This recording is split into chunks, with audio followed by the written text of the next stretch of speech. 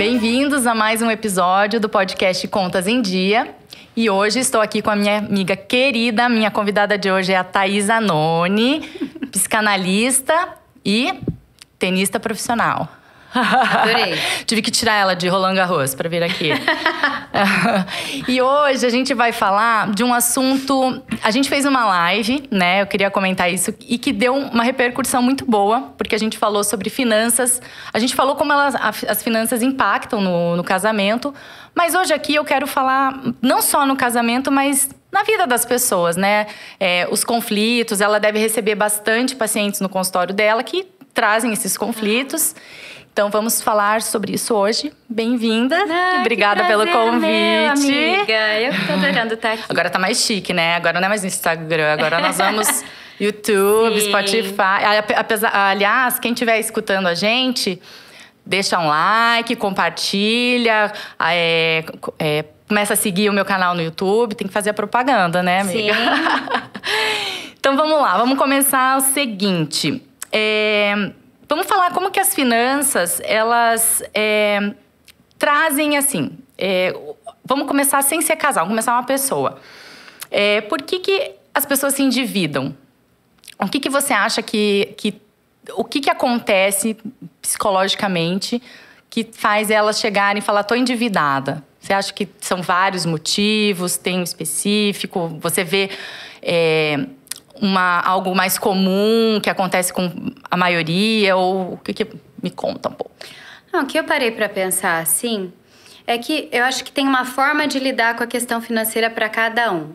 E para uma pessoa, por exemplo, que está endividada, não necessariamente o conflito maior da vida dela seja essa questão de estar endividado.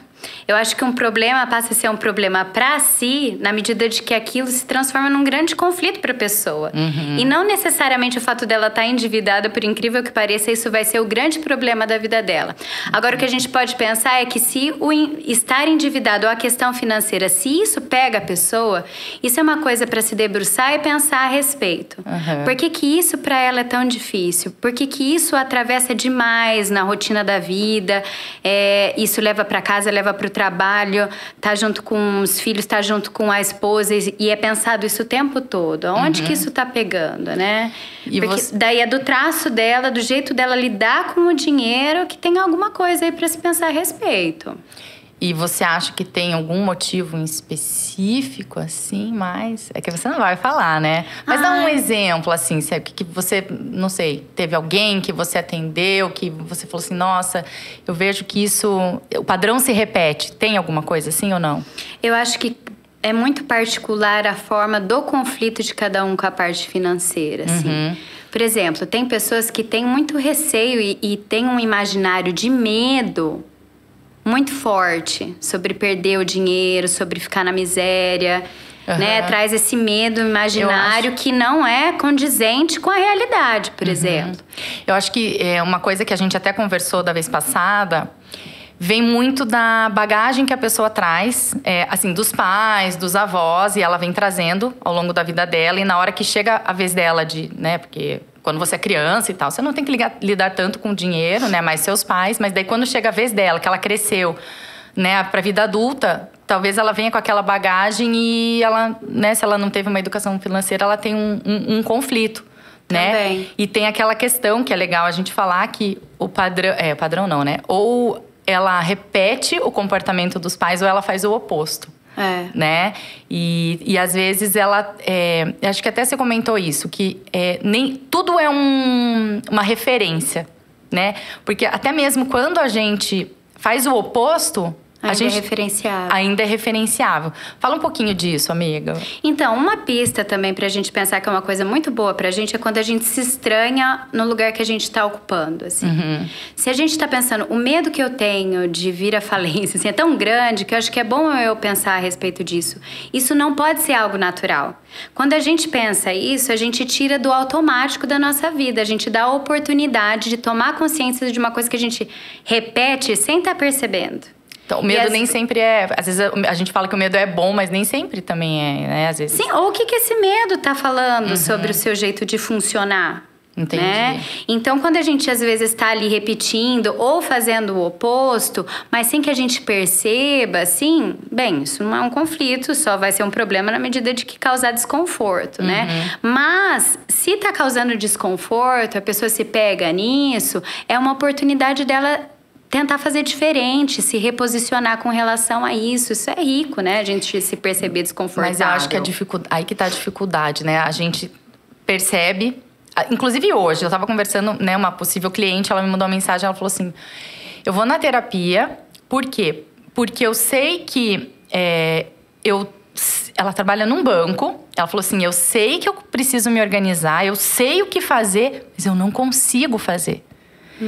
Eu não sei o que me bloqueia, eu fico terceirizando. Então, assim, acho que também tem isso, né? A pessoa às vezes sabe, mas não consegue resolver.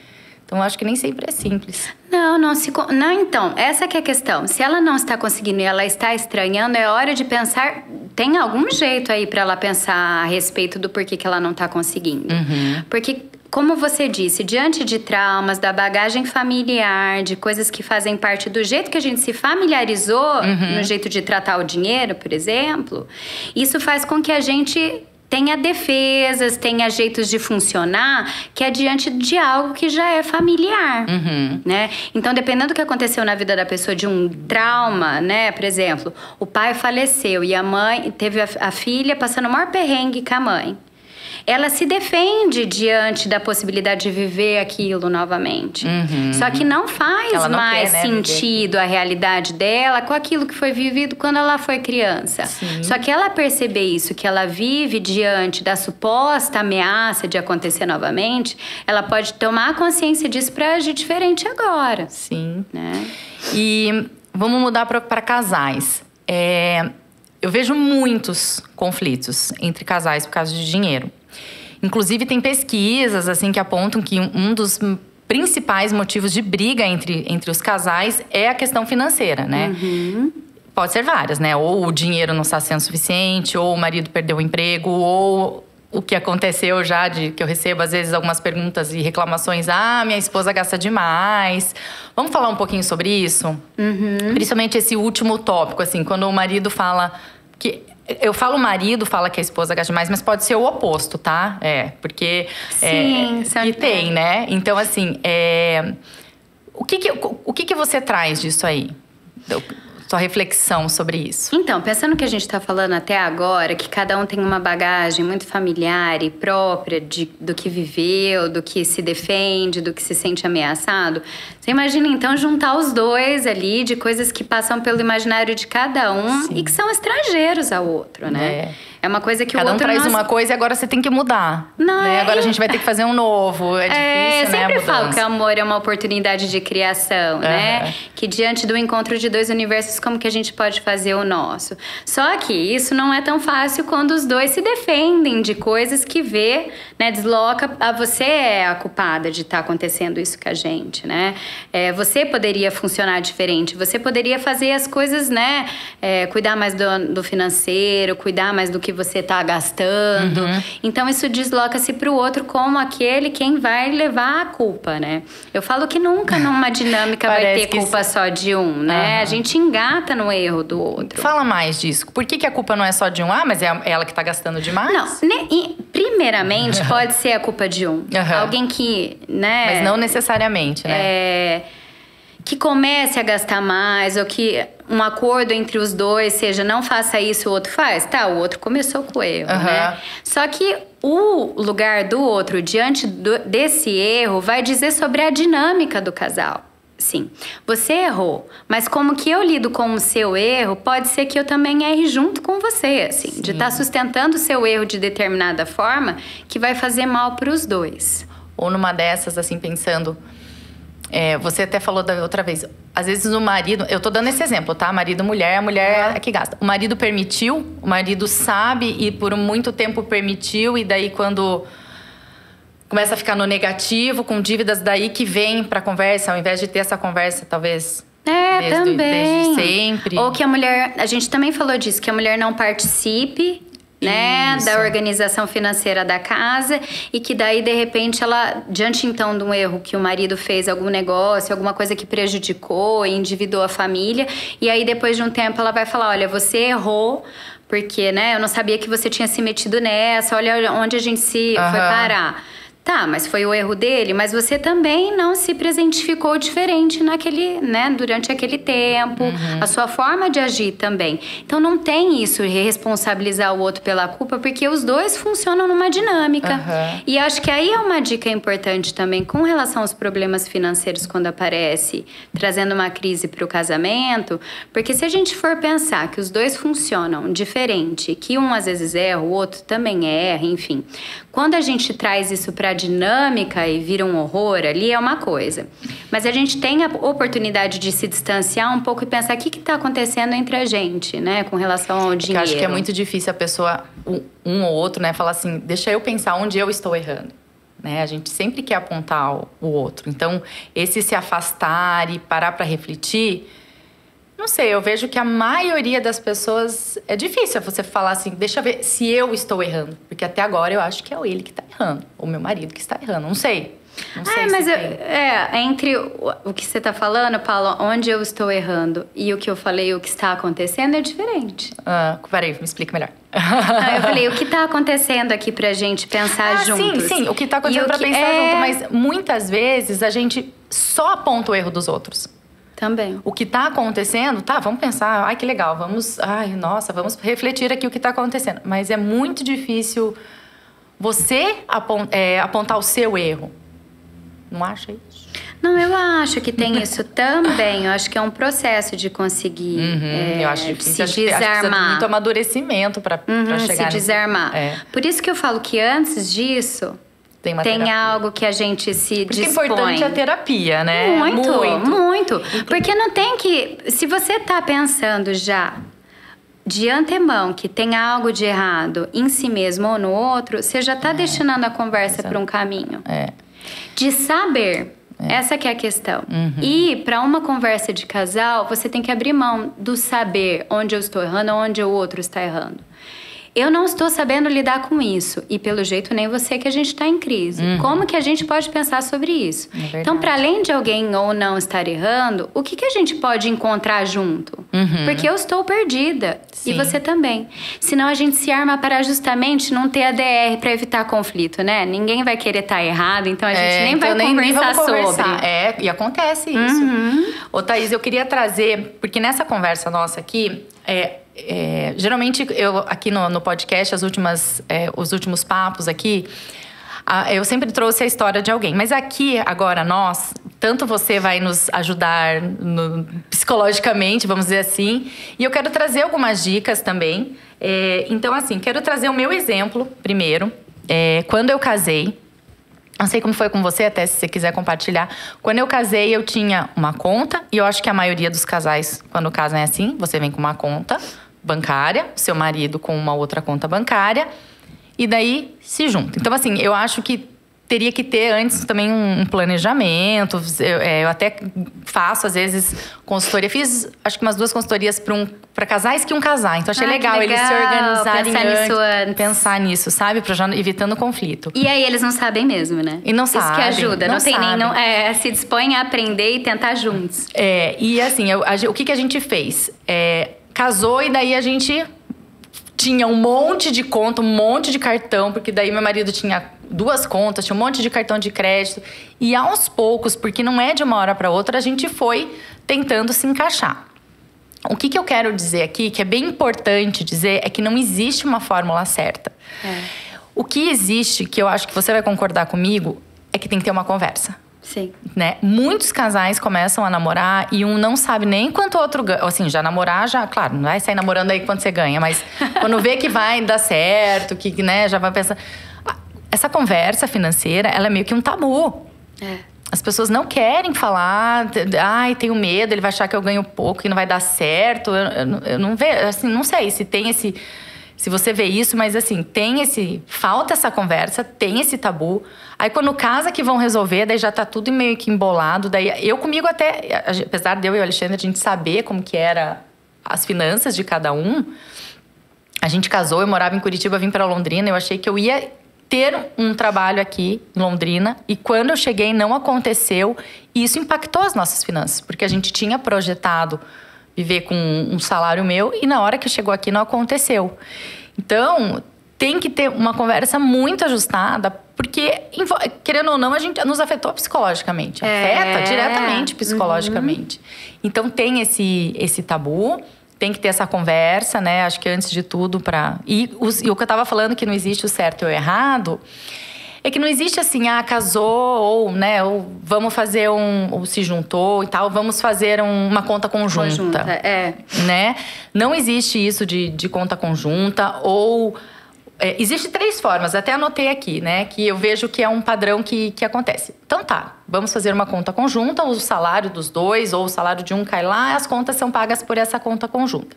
Ou existe um segundo formato, em que cada um tem sua conta, cria-se uma terceira conta, então ficam 3 contas e eu vou gastar um tanto aqui e vou passar um tanto para essa conta, eu vou gastar um tanto aqui, passo, e as nossas contas são pagas dessa terceira conta.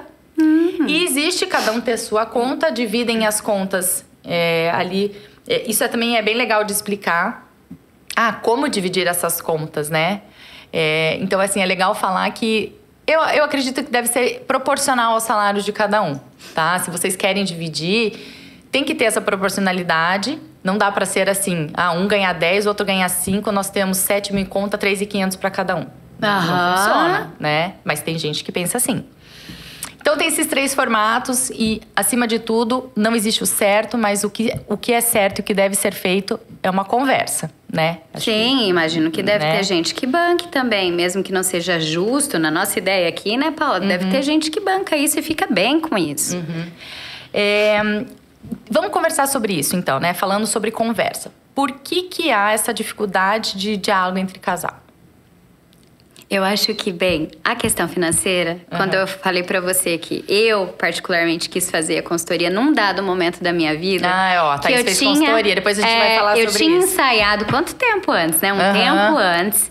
Mas demorei um tempo pra chegar até você, porque eu acho que tem um percurso, um processo de você ter a apreensão do que você dá conta de assumir. As coisas, para além de escolha e decisão, também envolve a sustentação do que você escolhe fazer. Então, eu escolher e organizar as minhas finanças com uma consultora financeira que propõe algo para mim é uma coisa. Eu sustentar o que eu tive com você é outra história. Que nem quando você decide. Né? Eu gosto muito do paralelo, já falei milhões de vezes. Você se organizar financeiramente com ir a um nutricionista, fazer uma dieta e ir para academia. Então, assim, até você querer ir, você fica se ensaiando. Você chega na academia e o personal, o instrutor te passa a tua série e você tem que fazer aquilo por, sei lá, 1 mês, 45 dias. Você ir e fazer todos os dias, você quer emagrecer, você quer estar com o corpo definido. Mas você ir e fazer constante, bancar.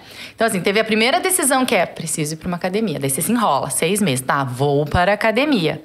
Chega lá, agora eu preciso fazer a longo prazo. Porque para dar certo algumas coisas, para dar certo uma dieta, para dar certo a sua organização financeira, para dar certo você na academia, para o resultado de uma academia, é a longo prazo. Sim, né? É um processo. Então, é um processo. Então, o que acontece que eu vejo disso que você falou dos tipos de jeito que a gente vai se organizar como casal financeiramente, tá? Aí a pessoa pega e fala assim, então a gente vai ter uma conta conjunta. Tudo a gente vai dividir, vai falar, fica tudo às claras. Ao mesmo tempo que você sabe muito bem também, Paula, que tem um lado, às vezes, que não condiz com isso, que fica contraditório quando a mulher ou o homem faz uma coisa escondida ou por trás, ou compra uma roupa, sei lá. Eu já vi casos, por exemplo, que a pessoa manda entregar em outro lugar a roupa que comprou porque o marido vai brigar.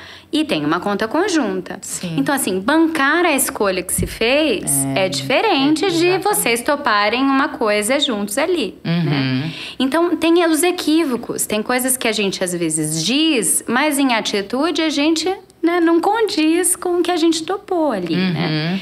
Então, acho que para trás da escolha e o que é acordado financeiramente, por isso que também dá tanta briga, encrenca que pode dar, existe o lugar de cada um que se banca com isso. Como é pra você. Às vezes, pra você pagar menos, tipo, contribuir menos em casa, o que isso significa enquanto mulher, enquanto homem?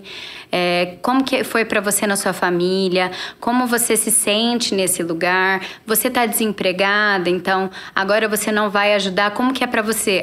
Porque agora eu sou uma dona de casa e eu lembro de uma situação que pra mim é horrível pensar eu nesse lugar. Tem coisas que tem uma outra profundidade do que além de ser dito e ser acordado. E ainda, amiga, nesse assunto assim da gente a conversa entre o casal, né? O que eu vejo? Que quando eles vêm até a mim e já aconteceu uma situação assim, ó.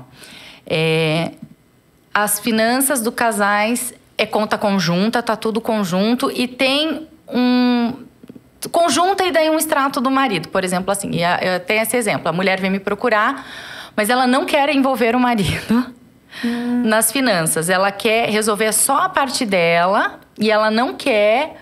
não vou passar o extrato do meu marido. Ele paga umas contas lá, mas a gente tem essa conta conjunta, eu não tenho acesso. É tão difícil isso, né? Porque, assim, é um casal que divide as contas juntas, que tem uma família, uma vida junto... Que, né, às vezes a conta, por exemplo, a conta de luz é paga desse extrato, mas também é paga dessa conta conjunta.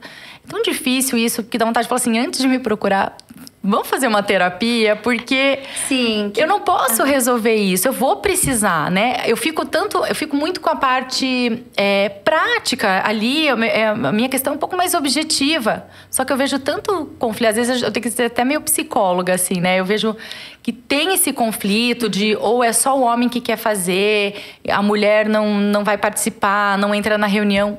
Como que a gente vai mudar as finanças de um casal, né? Sendo que é só um que participa. Isso é tão, tão difícil. Mas tem uma coisa também, amiga, assim, quando o casamento é um grande engate de uma dinâmica.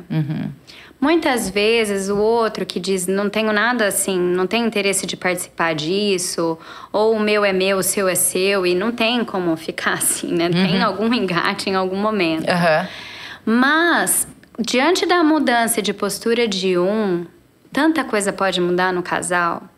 Por mais que seja desse jeito que você tá vendo, eu não vejo como mudar, então, toda a circunstância ali do casal, se os dois não estiverem juntos, comprometidos na mudança, né? Só que acontece, sim. De às vezes eu vejo mesmo, de fazer e conseguir respinga no conseguir outro, mudar. Seja para colocar a questão, seja conseguindo no diálogo falar o que tá sentindo da parte financeira e o outro ser também, né, comovido por aquilo, capturado, pensar e levar de volta alguma coisa que também possa mudar do lado dele. Isso promove mudanças, tá?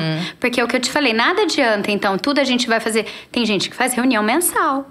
E mesmo assim, tem algo que escapa. Escapa comprando uma coisa escondido, escapa guardando um dinheiro escondido, assim, que tem... aquilo que a gente tava falando de... Sempre pode de ter bancar, algo, se comprometer, né? Sempre pode ter algo que escape. Com a sua... Com aquela decisão, né, que você tomou.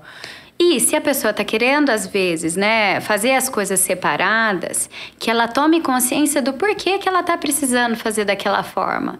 Por que ela precisa existir desse jeito com o outro, assim? O que tem por trás disso? Isso vai ser uma ameaça para ela? Sabe o que eu vejo? Eu falando amiga, né, Thaís? É que você, no seu consultório, para você, não sei... Mas é que eu vejo que tem essa dificuldade de parar pra talvez pensar. Quem esteja chegando no consultório... Né? Eu não sei. Tenha uma disponibilidade para entrar em contato com isso. Que já tô aqui, né? Tô me disponibilizando aí na terapia, então eu preciso falar mais. Mas eu vejo muita dificuldade de parar, se autoanalisar, de parar para pensar onde eu tô errando, eu tô impactando no meu casamento dessa forma. Eu acho que a pessoa só vai vivendo a vida... E deixa, seja o que Deus quiser. Não sei. Eu vejo pessoas maravilhosas que se questionam muito. Você vê, com certeza, mas eu vejo. Eu acho demais essas pessoas que eu não vejo, entendeu? Eu dou vontade de falar Sim. assim, faz uma análise. Inclusive, quando eu fiz o curso que eu fiz de educação financeira, uma das matérias que a gente tem é terapia financeira. Tem pessoas que se especializam, psicólogas que se especializam só em finanças, porque é muito comportamental, é muito emocional, Sim. né? Essa questão financeira. Não é nem tanto quanto você ganha, como que você gasta. É muito... não é quanto você ganha, mas como você gasta. Eu vejo muito isso. Então, eu acho que falta essa ida na Thaís antes. Acho que eu vou fazer acho que a gente vai fazer um bem bolado aqui, ó. Passa na Thaís antes, depois você vê. Porque... E pra tudo, né? Pra pra tudo. tudo. Pra fazer, como você disse, da atividade física. Se você precisa de um esforço pra emagrecer, pra ter uma qualidade de vida, precisa de um movimento que seja pra além do fato, eu vou começar a ir na academia e sustentar aquilo. Eu vou fazer a consultoria financeira e sustentar as mudanças propostas, né? Eu acho que tem algo da gente que sempre pode escapar. Pro ruim e pro bom também. Mas nesses casos, a gente vê que tem muito boicote, às vezes, de si mesmo. Tem uma dificuldade de engatar e sustentar uma escolha que a gente faz. E isso tem a ver com a gente. O Freud tem uma fala que fala: a gente não é senhor na nossa própria casa. Porque a gente coloca, às vezes, uma escolha e se propõe a coisas que a gente escapa naquilo que a gente resolve, assim, né? Se propõe. Amiga... Thaís, e eu queria fazer uma outra reflexão aqui com você. De pessoas, porque assim, o problema financeiro que às vezes uma pessoa tem, ela impacta em várias áreas da vida. Né? A pessoa, quando ela tem às vezes uma questão financeira, uma dívida, vamos dar esse exemplo, pode levar a depressão, pode levar, talvez, trair a mulher, ou o homem, o cônjuge, pode levar... não sei, ao alcoolismo, né? Suicídio? Ao suicídio. Então, assim, eu vejo que claro que há outras questões que também te levam, né? A outros problemas, não só financeiro, que também pode te levar a tudo isso. Mas eu vejo como é importante, como é sério essa questão financeira, como a gente precisa ter uma pequena consciência de que isso é sério, né? De que isso, se você vê que você tá ali quase todo dia, ou que é algo que tá te incomodando, tá te perturbando, né? Se você não é casado, se você é solteira, ali, vamos então tomar uma atitude de resolver isso, né? Que seja na terapia, que seja contratando uma consultoria. Sim. Às vezes a pessoa se isola muito, né? Se retira muito, né? No envolvimento, às vezes até de pedir ajuda, de conseguir falar a respeito, né? Do que tá angustiando. Porque às vezes tem pessoas que vêm até mim e eu falo, não é possível, né? Assim, a pessoa não demonstra, às vezes, ela tá tão bem ali. E, gente, que problemão, ela tá aguentando isso tudo. Eu olho assim, extrato, falo, gente, que problemão que tá aqui, como que ela tá? Então eu falo assim, gente, logo essa bomba vai estourar, algo vai acontecer. E às vezes o oposto. Às vezes a pessoa tá imaginando um cenário horrível, naquela angústia que ela tá. E às vezes alguém olha e fala, não é tão complicado assim. Né? Eu acho que não vai ter solução e de repente eu trago a solução. Então, tudo isso quer dizer o quê? Que a pessoa, às vezes, ela tá tão imersa naquilo, na angústia, ou alienada, né? Que ela não pode escutar o de fora, assim. Então, isso, inclusive no diálogo entre o casal, a proposta de você colocar... Eu não estou sabendo, eu tô achando que a gente tá esquisito aqui, tem alguma coisa... Pra mim, me dá um desconforto, eu queria pensar junto com você. Porque o outro traz uma novidade num jeito de enxergar as coisas que você não tá enxergando. Sim. Vamos mudar um pouquinho de assunto. Vamos falar aqui, eu quero falar um pouquinho... eu falei um pouquinho de como que um casal, né, deve fazer com a conta bancária, né? Que não existe o certo e errado. Mas eu quero trazer uma coisa um pouco mais prática. Pode me interromper, tá? Então, assim... Primeiro, tem alguma dívida, está desorganizado financeiramente. Vou falar um casal, mas isso serve para qualquer indivíduo, né? Primeira coisa a fazer é parar para pensar, tá? E fazer algumas anotações. Então, assim, eu vou falar um casal, primeira coisa, vamos conversar. Porque não tem a conversa, né? Então, vamos conversar, vamos ver aqui, vamos pegar os extratos, vamos conversar. O que a gente quer? Porque cada casal tem sua particularidade, cada indivíduo tem sua particularidade. A gente tem o que a gente quer nessa organização financeira. A gente tem um sonho. Qual é o seu sonho individual? Qual é o meu sonho individual? Qual é o nosso sonho como casal? Nossa, super tem legal. isso. Porque não dá. A gente tem cada indivíduo. Você sabe bem, nós somos indivíduos separados antes de ser um casal. Então tem que ter. Então, por isso que tem que pensar até na conta conjunta, tudo isso, né? Que nós somos dois aqui. Nós somos dois aqui. E, então, assim, primeiro tenham essa conversa. Peguem os extratos, coloquem eles na mesa, imprimam mesmo, pega uma caneta, grifa texto e vamos lá, ó, vamos somar, pega papel, não precisa nada de planilha, pega um papel, vamos falar isso depois de vocês já. Planilha, hein? A Thaís não gosta de planilha. Vamos pegar vamos anotar. Então, quanto que a gente gasta com o supermercado, quanto que a gente está gastando com lazer, com estudo, com os filhos, ou, né, o indivíduo sozinho ali para eu me bancar e tal. Vamos fazer uma análise. Porque as pessoas chegam até mim e falam assim... Eu faço uma pergunta. Onde você acha que é o seu maior gasto? E elas falam... é com o aluguel da minha casa. Daí você olha lá, vai somar... Nossa, olha, supermercado ou é lazer. Catário. Meu Deus! Né? Então, assim, é muito achismo. E por isso que é importante colocar no papel e fazer essa conta. Tá? Depois, então faz a conta por área...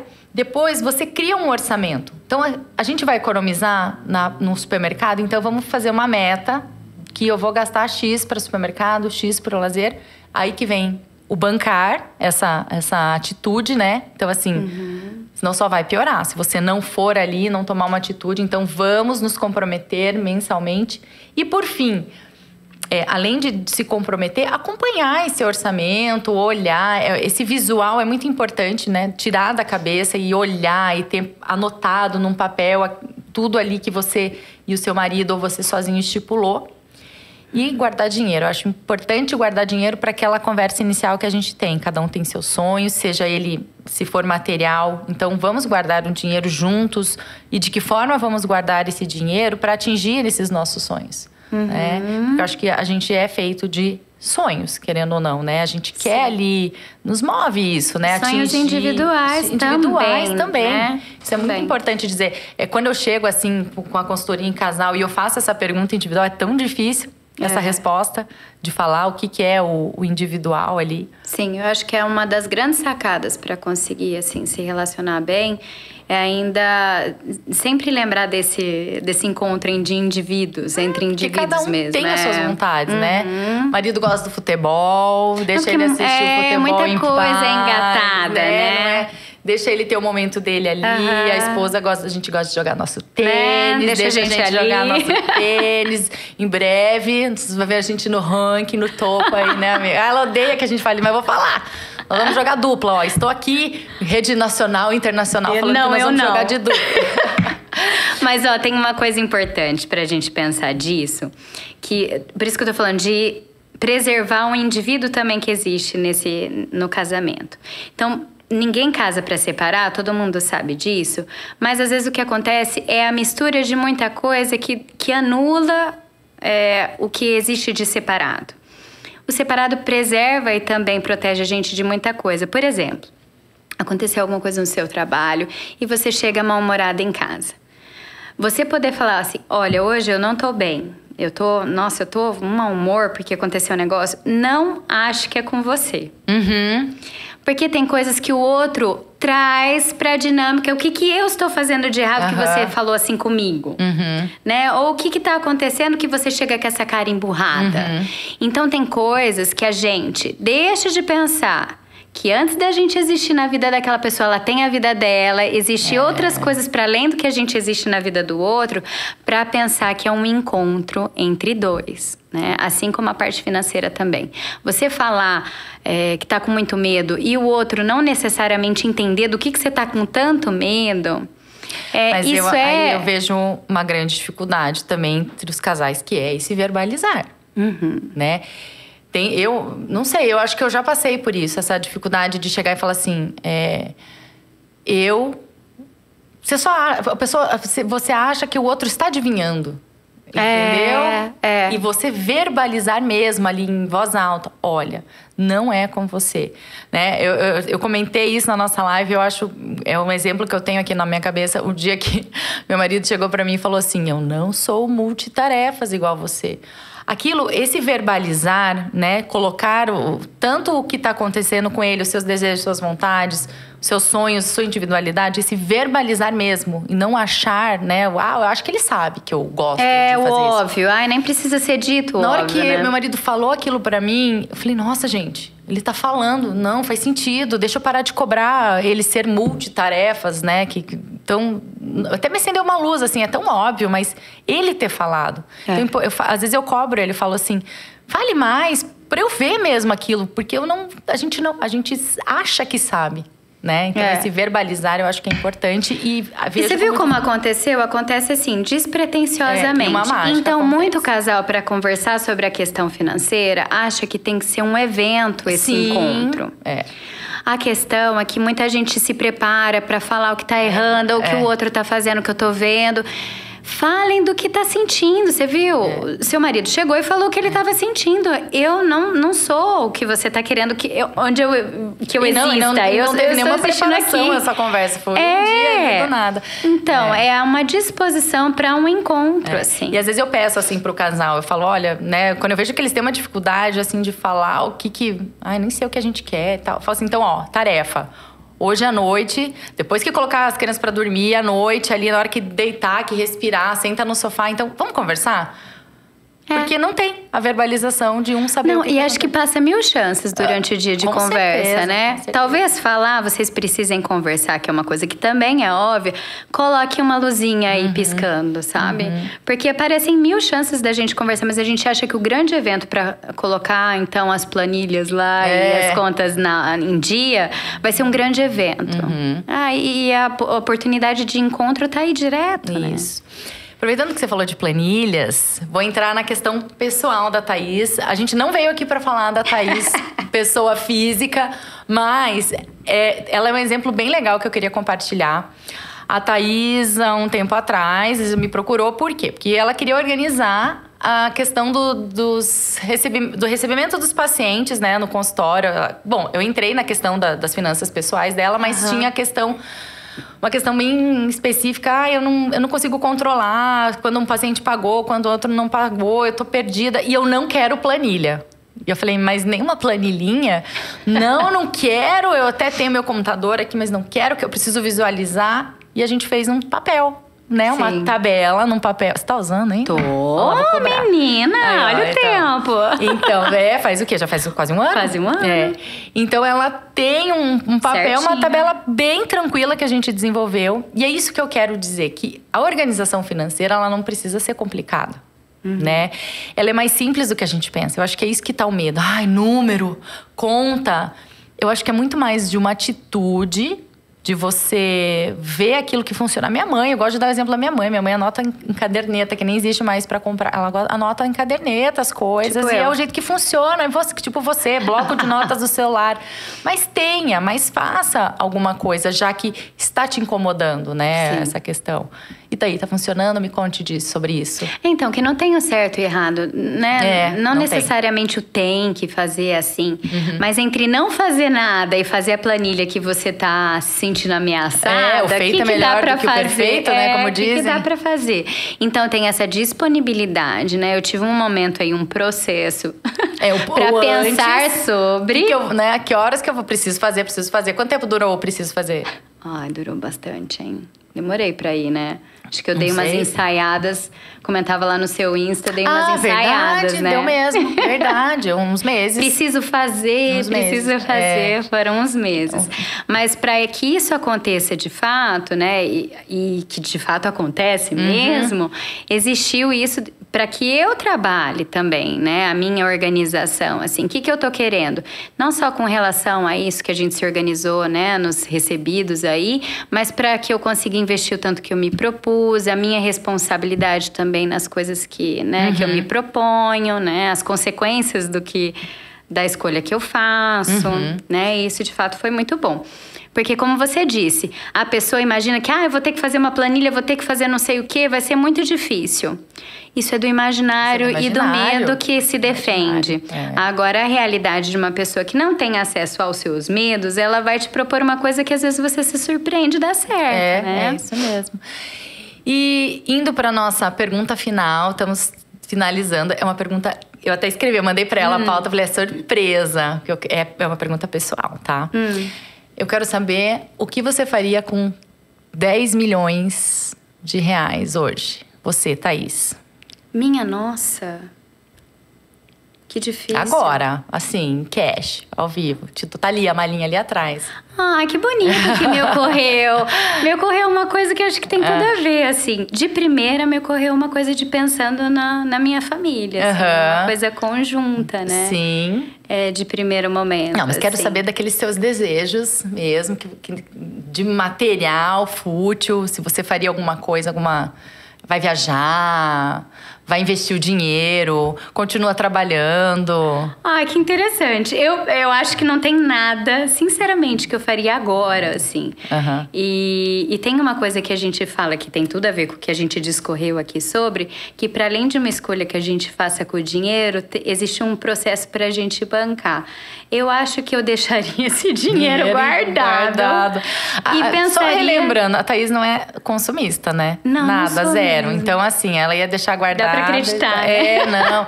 Ai, eu acho que eu ia pegar um dinheiro emprestado seu. A gente ia comprar uma raquete melhor de tênis. Ia ser a minha motivadora de investimento. O professor ia pedir aumento, o nosso professor ia pedir aumento. Olha lá, Pedro, né? Começa por aí. Então tá, você ia me bancar também. Vamos cobrir a quadra. Vamos cobrir a quadra, porque quando chove a gente... Boa! Vamos comprar uma casa com uma quadrinha, né?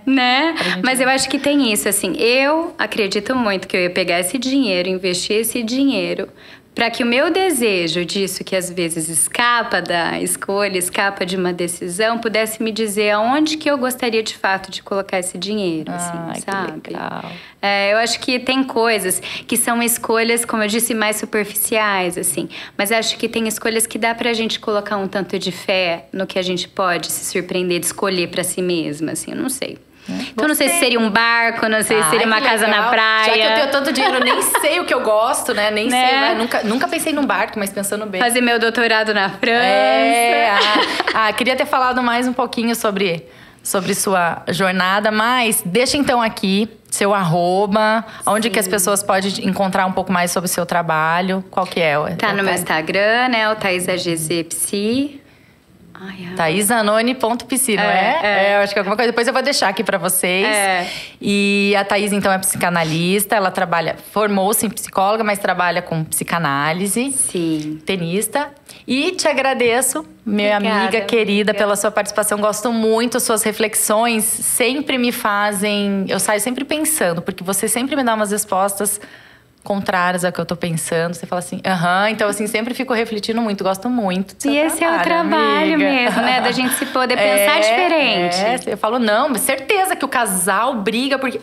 Não, mas você já parou pra pensar? Eu gosto muito, amiga. Sair da caixinha, né? Pensar novos jeitos. Mas obrigada, tá? Prazer ter você aqui. Eu que adorei participar. Obrigada.